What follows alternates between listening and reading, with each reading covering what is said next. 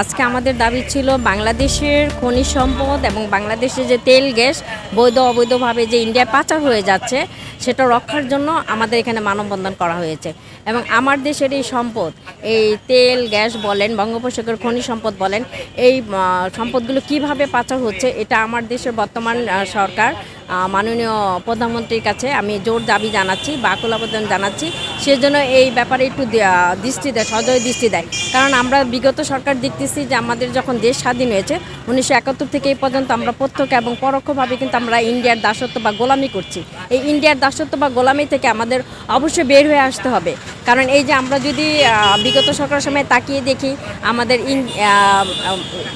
বুয়েটের একজন মেধাবী ছাত্র আবরার ফাহাদ, সে কিন্তু আমাদের এই খনিজ সম্পদ এবং এই তেল গ্যাস নিয়ে কথা বলার জন্য কিন্তু তার জীবন দিতে হয়েছে। আর আমরা এইভাবে আর কোনো মেধাবী ছাত্রকে হারাতে চাই না।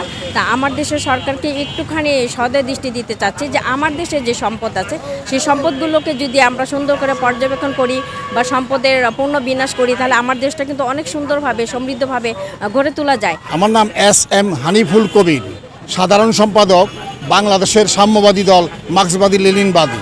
ভারত আমাদের সমুদ্র থেকে তেল এবং গ্যাস লুণ্ঠন করে নিয়ে যাচ্ছে।